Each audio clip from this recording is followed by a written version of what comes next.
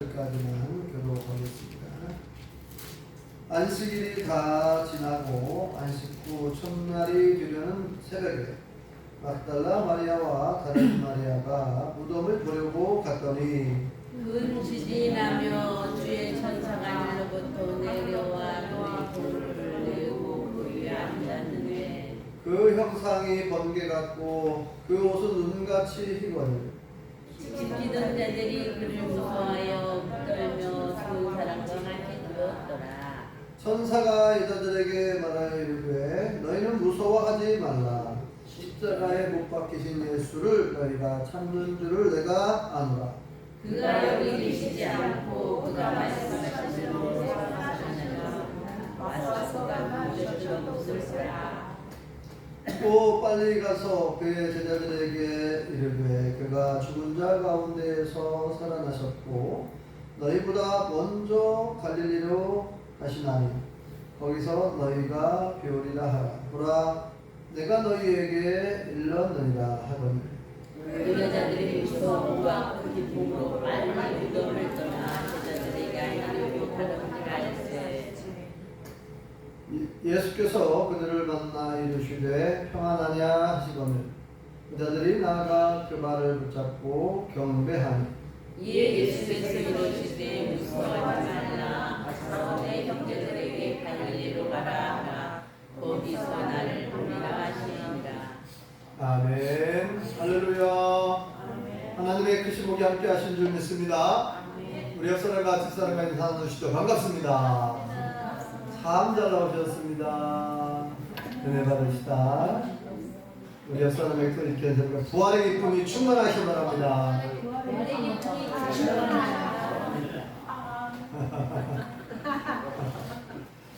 네, 오늘은 3월의 첫 번째 주일이고 부활주일입니다. 예수님이 2000년 전, 약 2000년 전 사망권세 이기시고 다시 살아나신 날을 축하하며 기념하는 부활절 명절입니다. 할렐루야. 아멘.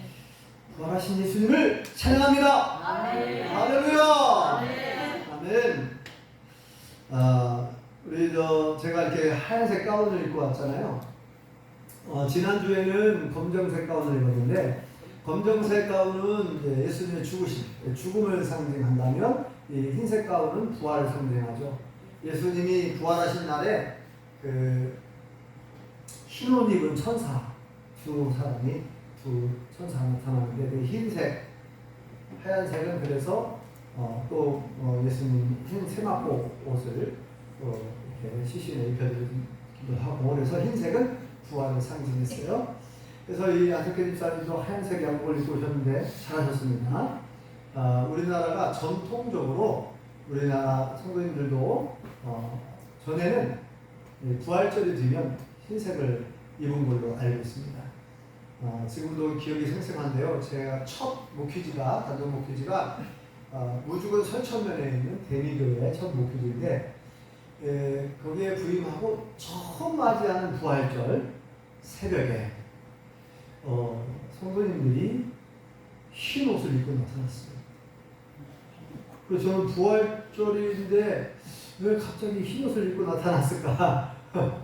전설의 고향에서 나오는 하얀 서복을 입고 나타나는 여자들 있잖아요. 밤에만 나타나는 흰색, 하얀색 서복을 입고 나타나는 것처럼 그렇게 흰색 저고리라고 하나요? 흰색 치마를 입었어요. 다 위아래를 흰색 한복이라고 해야 되나요? 아무튼 흰색 그 어른들 표현대로 흰색 서복을 입고 나타나시고 그래서 좀 섬찟하기도 하고 처음 겪는 일이라서 약간 좀 당황스러웠어요. 새벽 예배를 드리는데 다 흰색 옷을 입고 있는 거예요. 네, 지금은 아마 그렇게 하는지 안 하는지 모르겠는데 그때 저에게는 신선한 충격이었고 처음 겪는 일이라서 약간 당황스럽기도 했습니다. 아무튼 오늘 그 예수님이 부활하신 내용이 오늘 말씀에 기록되는데요. 정확하게 표현하면은 오늘은 예수님이 부활하신 지 1994년 1994주년이 되는 부활절입니다. 계산을 해보면 예수님께서 33세에 돌아가셨으니까요. 오늘 말씀에 이렇게 예수님이 부활하신 그 내용을 기록하고 있고, 그 다음에 두 번째 내용은 부활하신 예수님께서 마지막 제자들에게 오늘 우리에게 주시는 마지막 유언, 마지막 부탁, 마지막 지상 대명령이 기록되어 있습니다. 먼저 예수님의 부활이 오늘 우리에게 어떤 의미가 있는지 살펴보겠습니다. 첫 번째로 예수님의 죽으심으로 우리의 죄 문제가 해결된 줄 믿습니다. 둘째로 예수님의 부활로 우리의 죽음의 문제가 해결된 줄 믿습니다. 아담과 하와가 범죄한 이후에 모든 사람들은, 아담과 하와 이후에 모든 사람들은 이 죄 문제와 죽음의 문제가 가장 심각한 문제였어요. 모든 사람이 죄를 짓게 되고, 태어나면서부터 원죄라고 하죠. 이걸 태어나면서도 죄성을 가지고 태어납니다. 그래서 알게 모르게 계속 죄를 짓게 되죠. 죄 문제. 이 죄가 있으면 거룩하신 하나님과 함께 할 수가 없어요. 거룩하신 하나님이 계신 천국에 들어갈 수가 없습니다. 그리고 죽음이 온다고 그랬는데 실제로 아담과 하와가 죽음을 맞이하게 되고 모든 사람은 언젠가는 죽게 되었습니다.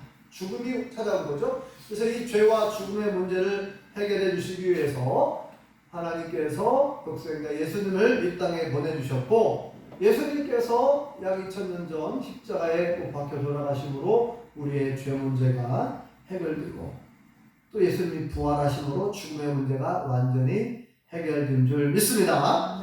예수님이 십자가에 숨을 거두실 때 땅이 진동하며 바위가 터지고 무덤들이 열리며 자던 성도의 몸이 많이 일어났고, 예수님의 부활 후에 그들이 무덤에서 나와서 거룩한 성 예루살렘 성에 들어가 많은 사람에게 보였다라고 마태복음 27장에 기록하고 있습니다.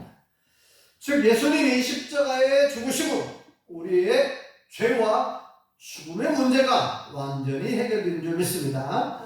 예수님의 부활은 우리에게 부활의 첫 열매가 되어주신 것입니다.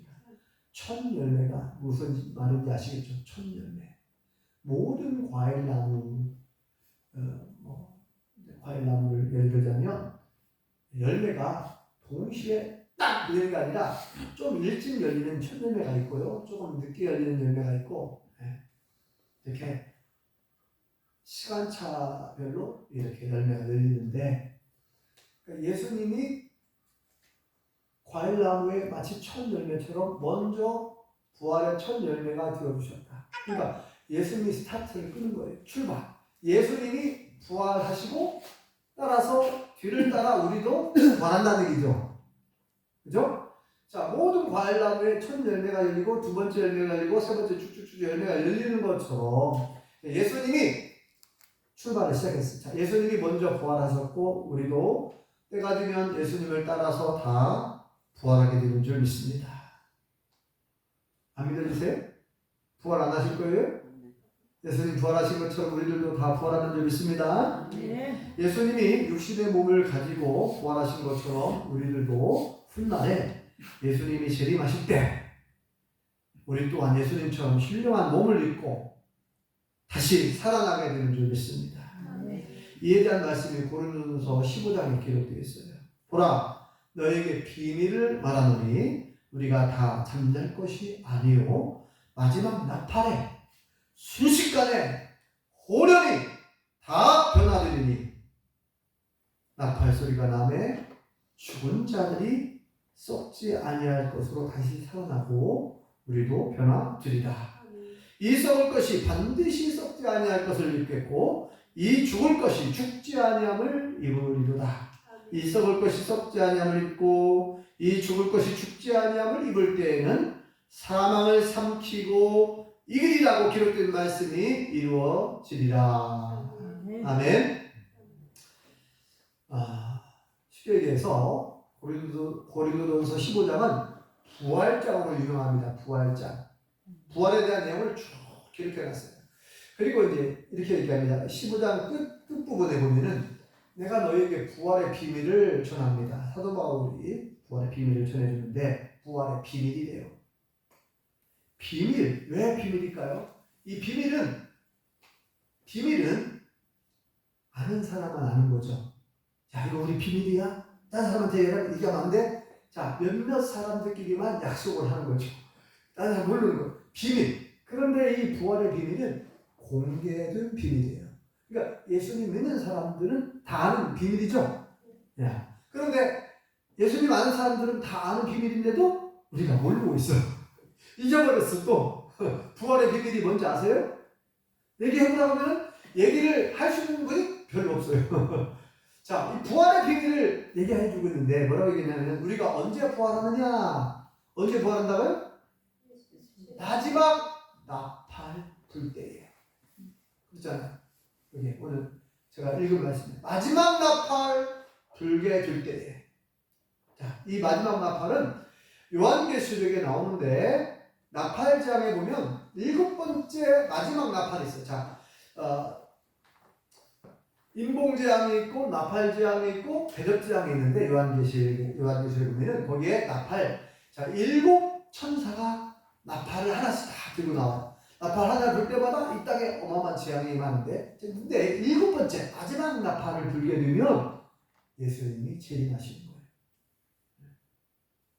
그 마지막 나팔 불 때에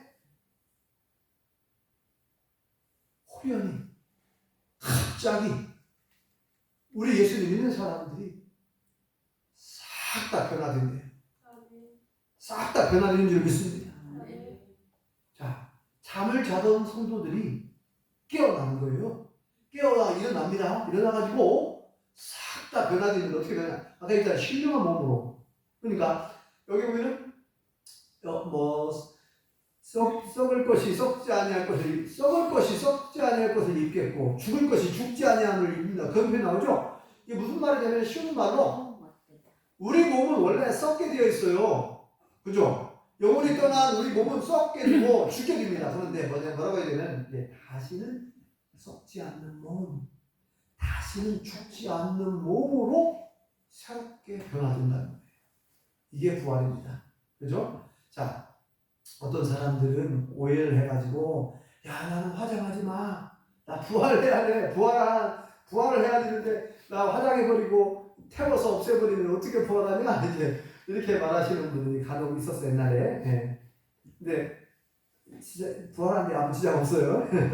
우리가 죽고 나서 무덤에 썩어서 흙이 되든지 아니면 태워서 죄가 되고 흙이 되든지 간에 예수님이 재림하시게 되면 우리가 다시 부활하게 되는데 영혼과 육신이 다시 이제 만나요. 근데 이 예수님이 부활하신 예수님이 제자들에게 그렇게 얘기하잖아요. 특히 이제 도마에게, 야 도마야, 너 나를 내가 못자국 난 손 만져보고 싶다 그랬지.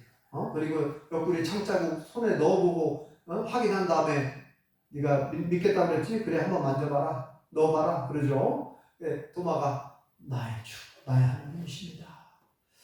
만져보지도 않고 부활하신 예수님을 이제 만났잖아요. 그러니까 주님은 나의 주인이고 나의 주님이시고 나의 하나님이십니다. 멋진 고백을 하죠. 도마의 신앙 고백.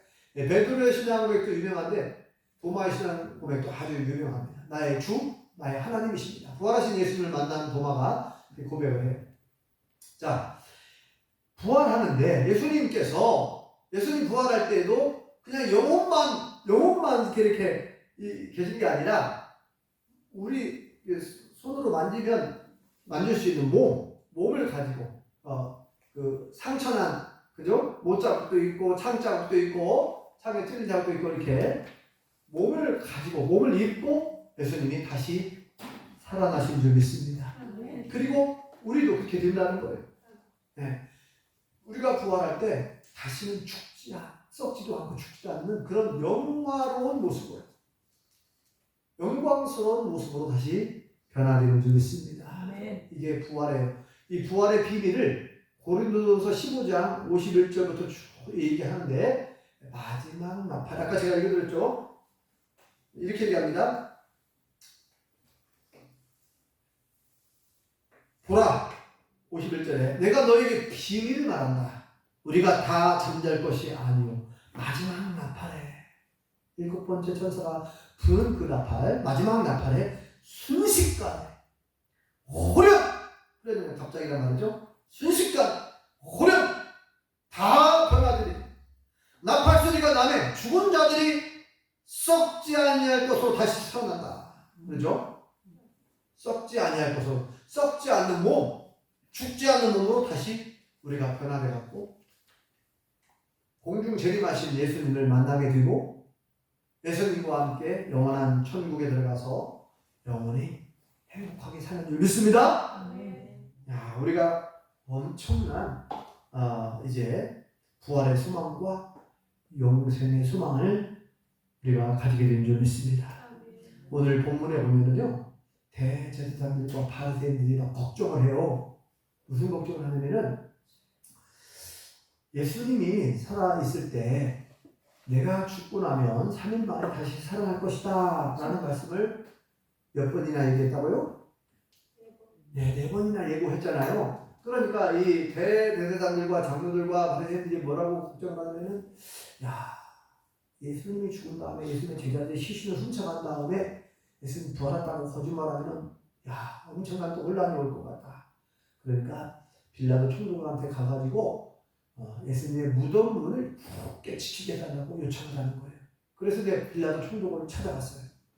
최소 3일 동안이라도 무덤 문을 굳게 지키게 해달라고 부탁을 합니다. 그러니까 빌라도 총독이 허락을 해줬어요. 그래봐, 당신들에게 경비병이 있으니까 가서 데리고 가서 그 무덤 문을 지키라고. 그래서 이제 예수님의 무덤은 어떤 무덤이죠? 아리마대 요셉이 파놓은, 자기 자신을 위해 준비해 놓은 동굴 무덤. 이스라엘 나라는 전통적으로 좀 이제 여유가 있는 사람들, 귀족들, 돈이 좀 많은 사람들은 동굴 무덤을 선호했어요. 동굴 무덤. 네. 동굴을 좀 파기 쉬운 그런 이제 사암 종류의 돌이, 바위가 있으니까 그걸 파가지고, 껍데기 같은 걸로 파가지고 이제 동굴 무덤을 만들어 놨어요.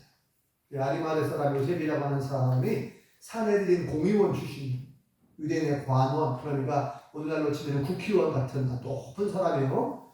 유대인들의 자치 의결기구에서 최고의 의결기구가 이제 산헤드린 공의원, 거기는 70명 공의원이 있었는데 그 중에 한 명인데, 네, 어서 오세요. 이 산헤드린 공의원 출신 이 아리마대 사람 요셉이 예수님의 시신을 달라고 해가지고 자기의 그 준비해놓은 무덤에다가 시신을 안치하는 장례식을 치러드린 거죠.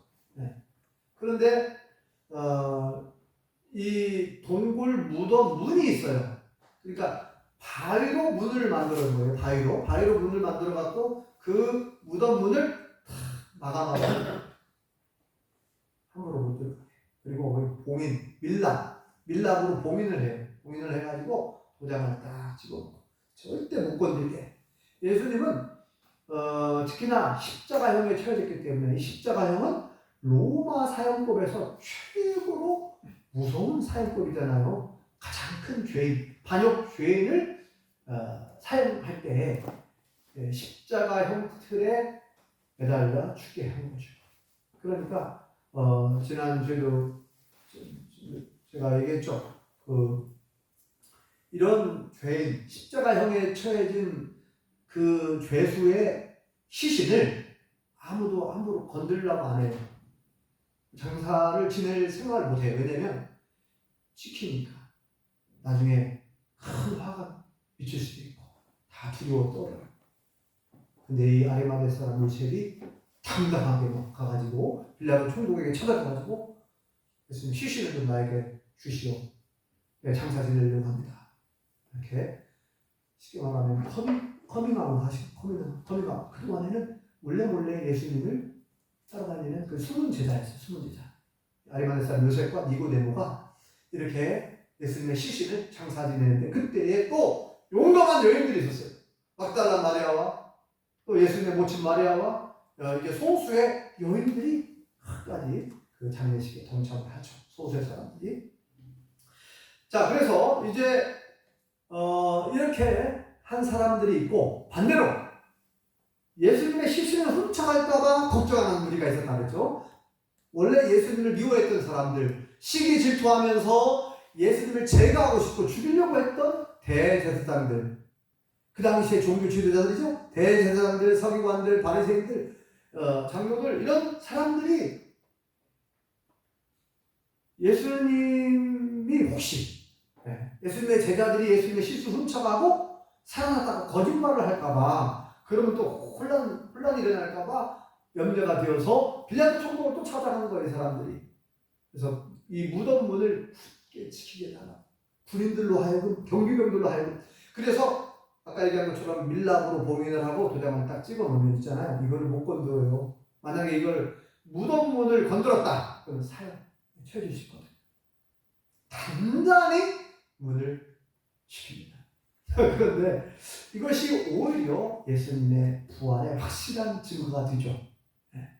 자, 이렇게 단단히 군인들로 하여금 지키게 했는데, 자, 이때에 오늘 새벽에도 보았지만 막달라 마리아와 예수님의 모친 마리아와 몇몇 소수의 여인들이 예수님의 무덤을 보기 위해서 찾아갔어요.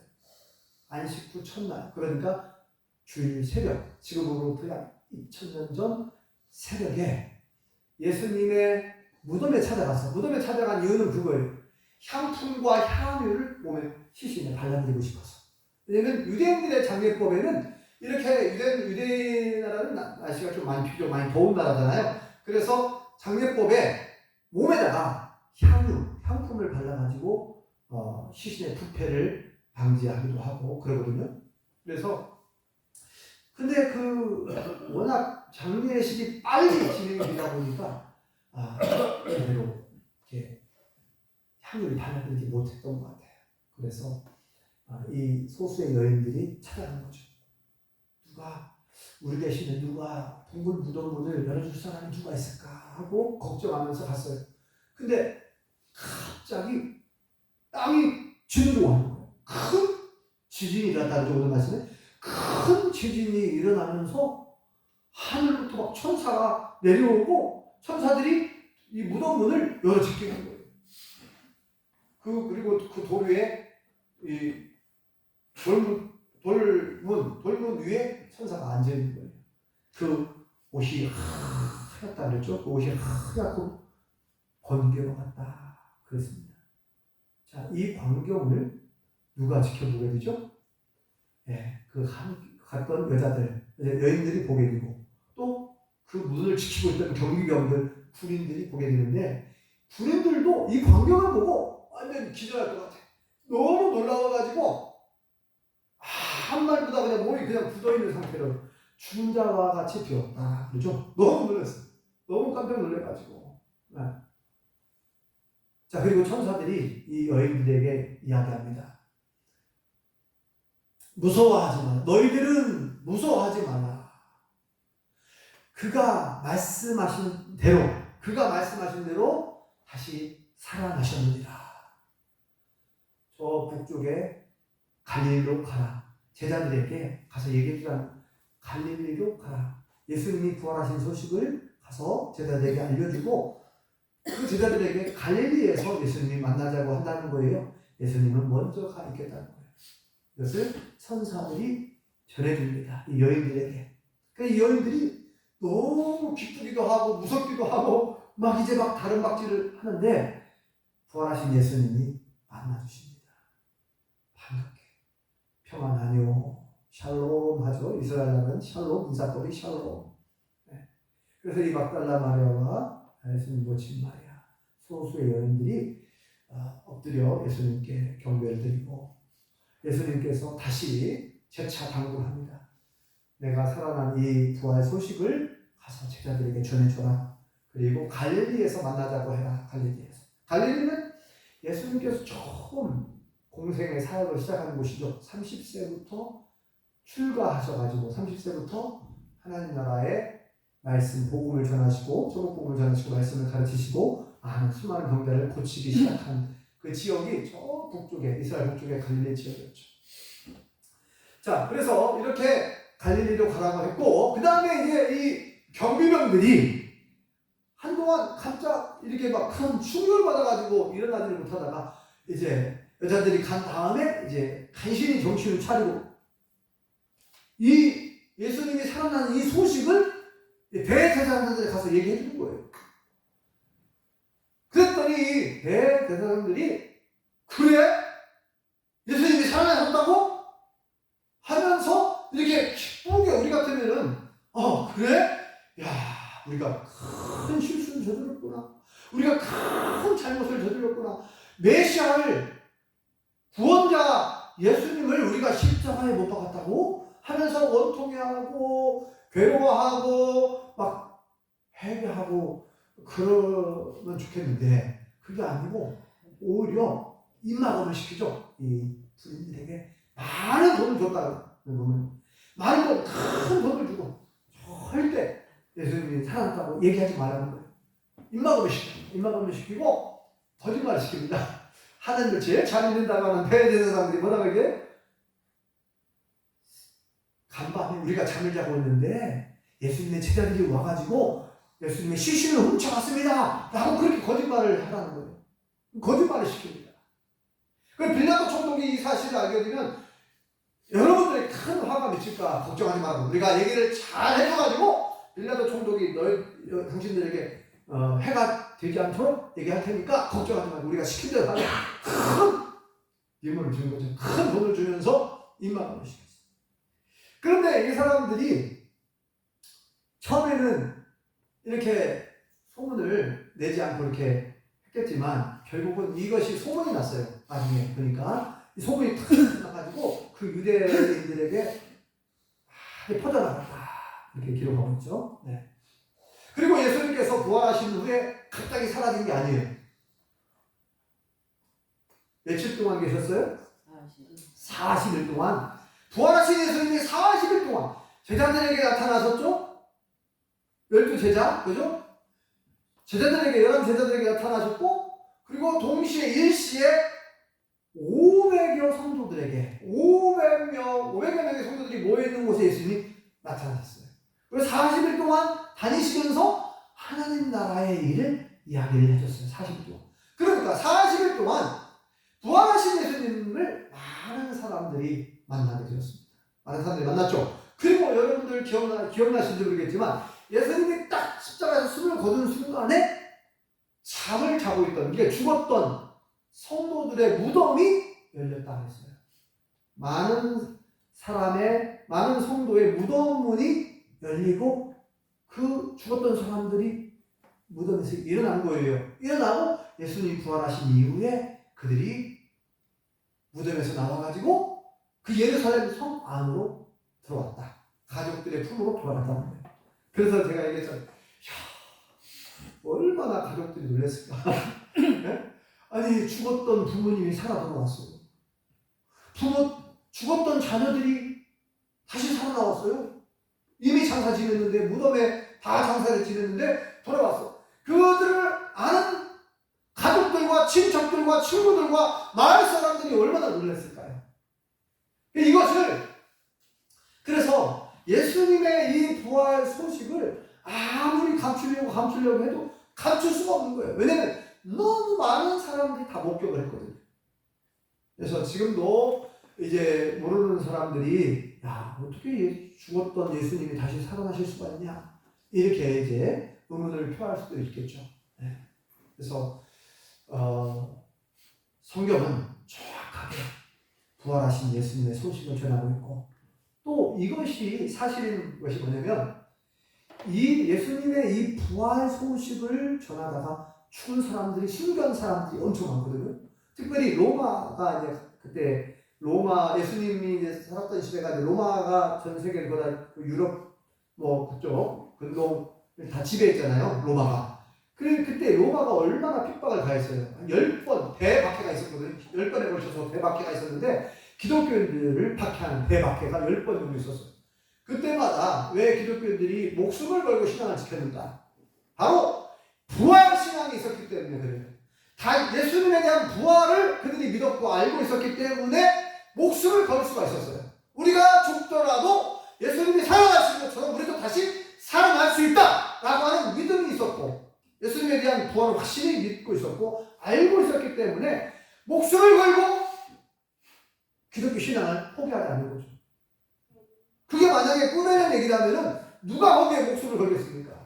예수님이 부활하셨다는 사실, 예수님이 유일한 구원자라는 사실을 그들이 끝까지 보면, 그렇게 예수님을 모른다라고 부인하고 예수를 안 믿겠다라고 하면 살아날 수 있거든요. 그런데 그들이 끝까지 목숨을 걸고 사자와 호랑이의 밥이 되기도 하고 또 베드로는 거꾸로 십자가를 지고 죽게 되고 수많은 크리스찬들이 순교를 당했어요. 예수님 믿는 것 때문에, 하나님을 믿는 것 때문에. 예수님께서 부활하신 사실이 확실하다는 증거는 너무나 많습니다. 오늘은 시간이 많이 갔기 때문에 이제 다 얘기는 할 수 없고, 자, 예수님이 부활하신 이 부활이 나에게 오늘날 어떤 의미가 있느냐 다시 한번 정리를 하겠습니다. 예수님께서 사망, 권세, 그러니까 죽음을 정복하신 거죠. 죽음을 이기셨어요. 죽음. 인간에게는 모든 사람, 아담과 하와의 이후에 모든 사람은 죄 문제와 죽음의 문제가 가장 큰 문제였거든요. 이 죄를 씻어주고 없애주는 문제, 그리고 죽음의 문제를 해결해야 우리가 영원한 천국에서 영원히 살 수가 있거든요.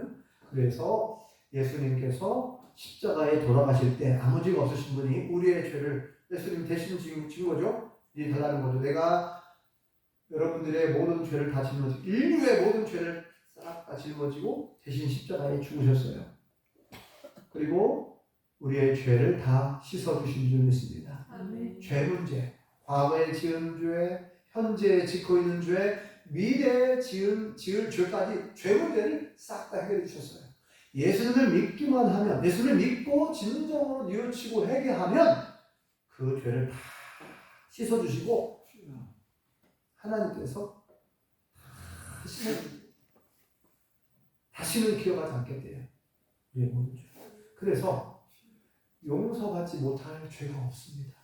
아무리 큰 살인죄를 하더라도 진정으로 하나님을 믿고 예수님 믿고 죄를 뉘우치고 회개하면 다 용서받을 수가 있어요. 그런데 용서함을 받지 못하는 죄가 있죠. 성령을 속인 죄라고. 그러니까 예수님을 안 믿으면 용서함 받을 길이 없는데 예수를 믿으면 용서함 받을 길이 열리는 거죠. 왜냐면 그거를 하나님께서 정하셨어요. 그렇게 하나님 만든 그게 룰이에요. 룰. 하나님 정한 법칙입니다. 내가 보낸 외아들 독생자 예수님을 믿어라는 거예요. 그 예수님을 믿으면 모든 죄를 다 용서해 주겠다는 거예요. 그리고 예수님이 살아나게 살아나신 것처럼 우리도 다시 살게 하겠다는 거예요. 그럼 아까 얘기했죠. 우리가 언제 살아나냐? 예수님이 다시 오실 때 살아난다 그랬죠.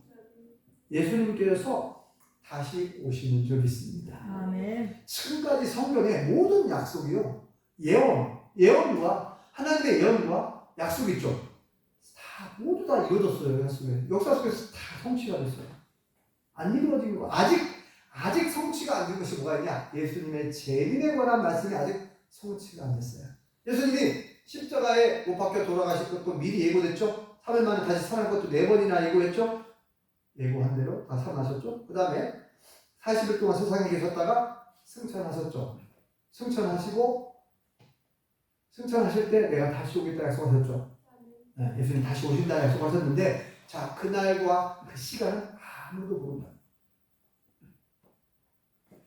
아무도 모른다고 했는데 이단 사이비가 자꾸 나타나가지고 예수님이 몇 년도 몇 월 며칠 온다고 막 크게 막 얘기하죠. 다 거짓말입니다. 마태복음 24장 36절에 그 날과 그 시간은 아무도 모른다 그랬습니다. 다만 징조만 대충 알려주셨어요. 징조. 네. 다시 오실 징조. 그 징조가 뭐예요? 이미 다 얘기한 대로 마태복음 24장 읽어보면 예수님이 앞으로 오시게 될 그 가까운 그 징조가 설명이 되어 있어요. 근데 지금 보니까 세계 역사를 보면, 세계 역사와 이런 문화와 이런 현상을 보면 예수님의 재림이 가까이 왔다는 것을 알 수가 있어요. 가까이 왔다. 중요한 것은 그날과 그 시간은 모르지만 예수님이 재림할 때 이 먼저 돌아가신 분들이 먼저 살아나죠. 다시 살아나는데 다시는 썩지도 않고 다시는 죽지도 않는 영광스러운 모습으로 예수님처럼 그 신령한 몸을 입고 다시 살아난대요.